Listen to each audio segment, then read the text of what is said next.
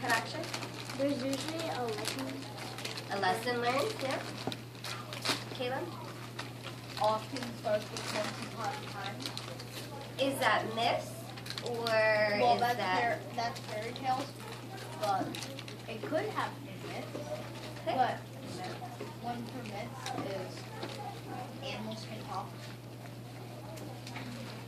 Okay. Marshall? The myths are usually some evil sorcerer or something.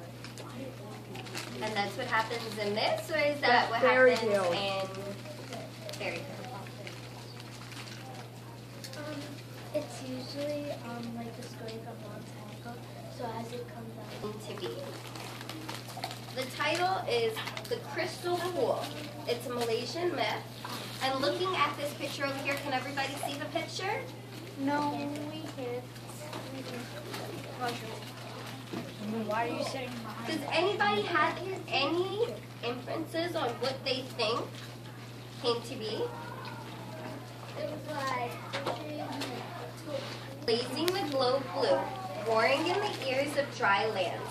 Believe it or not, the sea was once no more than a single secret saltwater spring, where an old woman went to draw water for cooking. It made her vegetables taste good. Often and often, her two sons, Spy and Pride, saw her go out and come back with a brimming pan. They saw the pan when it was empty too, brimmy with white dust. "Where do you go, Mama mine? And where do you fill your cooking pan?" asked Pride, but she would not tell them. "Let us go with you, Mama mine, and help you carry the pan," said Spy, but she would not take him. Said she knew them both for mischief. One day, without asking, they followed her. They saw her draw back a cloth, filled her pan, and put back the cloth cover. Does herds and hordes of beasts and birds were rolled off their feet and washed free of their wings and fur. Can anybody make an inference on what is happening here? On what do they think the story is telling us how it came to be? Like how the sea, like the big oceans came to be. How the big oceans came to be? Is there anything else? Go ahead. maybe with fish because if the birds' feathers get blown up, maybe they become fish. That's interesting. I actually didn't think about that. Go ahead, Caleb. Yes. Maybe the Great Lakes, because they're on the same lake. They're all around the same area, more or less. All right, let's see what happens. She built like a magic dam, so you're saying that those twigs symbolize a magic dam? Shut up. But those two torn strips of silken cloth dangling from the hands of Spy and Pride can no more cover the ocean now. That a butterfly's wings can cover a continent, nor will it ever. Tell me, so what happened in this story? Anybody tell me what the characteristic of the myth was, how something came to be. So what came to be in this story? The ocean.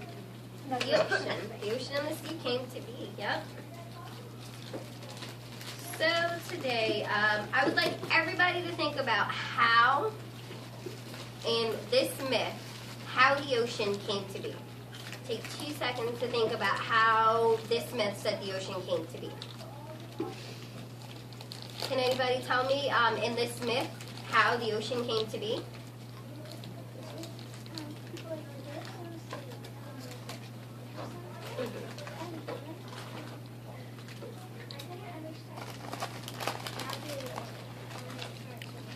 How did it start to rise? Did anybody, can anybody think of how the ocean started to rise? When they took the cloth off. When they took the cloth off, yep. So the ocean came to be, there was first a little spring or pond, and then there was a cloth that covered it. But when Spy and Pride took it off, then the sea started to go.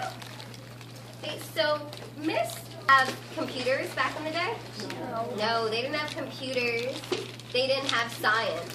So the only way people understood and knew how things came to be was through these stories that keep retelling and retelling, and every story had a different way of telling it, or every story kind of had different things to it.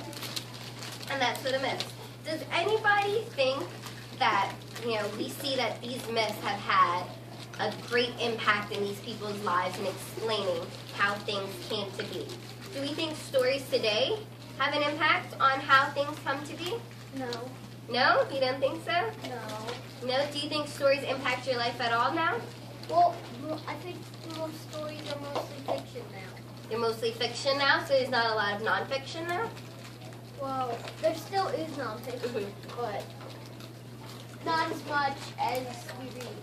Yeah, like sometimes it is.